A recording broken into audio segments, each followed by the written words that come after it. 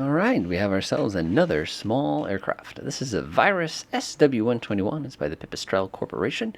This is another ultralight aircraft. It is powered by the Rotax 912, making it another one of those aircraft that we happen to have in this version of Flight Simulator. Just taking a look at this thing. Wow, that is a small airplane. We'll have to go ahead and pop inside real quick and kind of take a look around.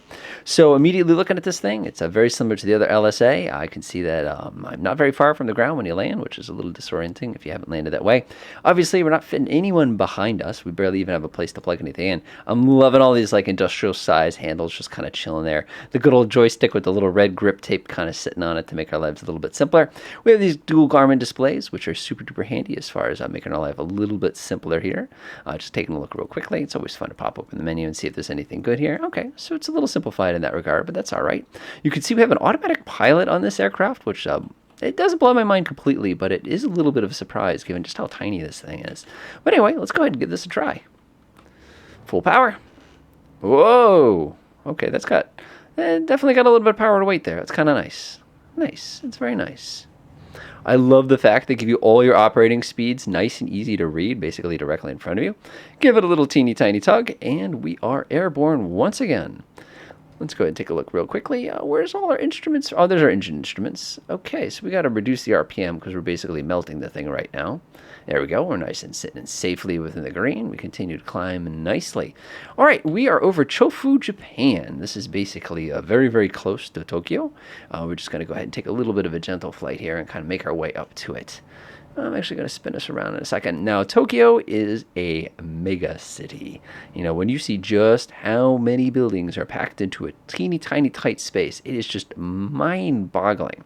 I've always wanted to visit Japan myself. One of my good friends actually speaks fluent Japanese, and it's always kind of just amazing, like, you know, when you read certain products or something, it's like, hey, he knows actually what he's talking about kind of a situation. It's just really, really, really wild. All right, there's downtown Tokyo, basically straight ahead.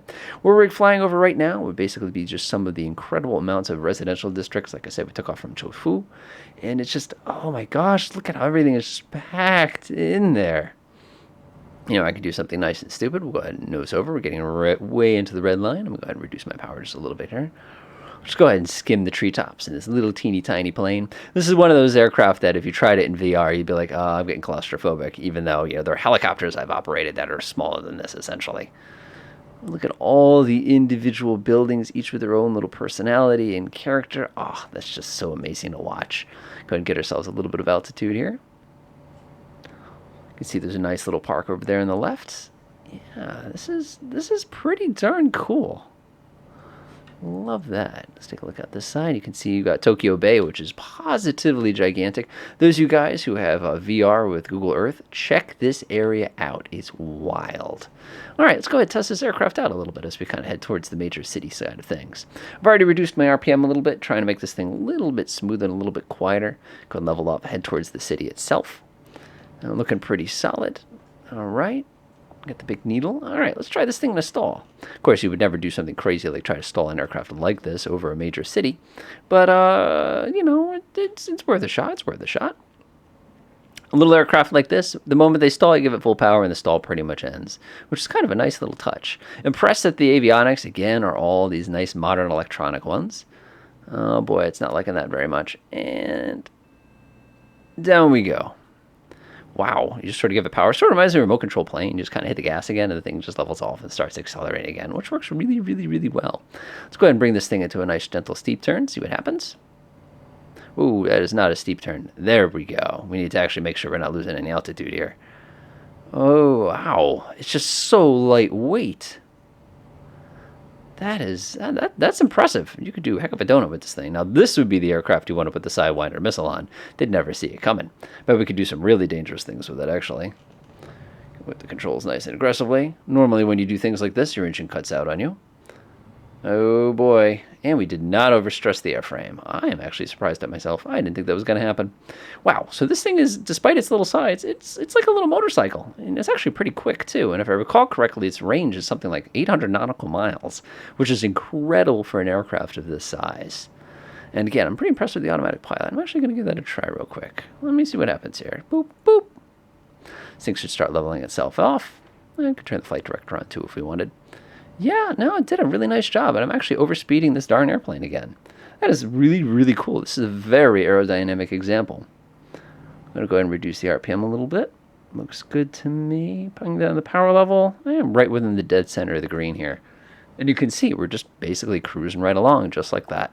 Not bad. Not bad at all. All right, let's see if we can find something safe to land on here. I'm just going to kind of look around the window. We've got a highway, but I can tell by the amount of cars in that highway, that's probably not the correct highway that I should be landing on today. There's a huge main drag there. I don't know if that looks very safe either. Oh boy, I don't think there's a really nice spot to put this thing down. We'll try anyway, though. Reset my view. Let's go ahead and shut the automatic pilot back off. I don't need a flight director. I got this. I got this. Pull the nose up nice and steep. See if I can find something obvious. I don't see anything too obvious.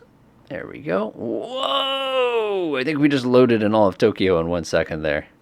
Oh, this is going to end badly. That looks like a pretty good stretch of highway. Go ahead and slap down my flaps. Going to go ahead and restore my engine RPM up to full power. Oh boy, these people are not going to be thrilled with the fact I'm about to land here. Now, one fun thing for our American audiences is to notice what side of the road that everybody's driving on. Oh, this is going to end terribly for me, isn't it? Oh, well, it'll be fun.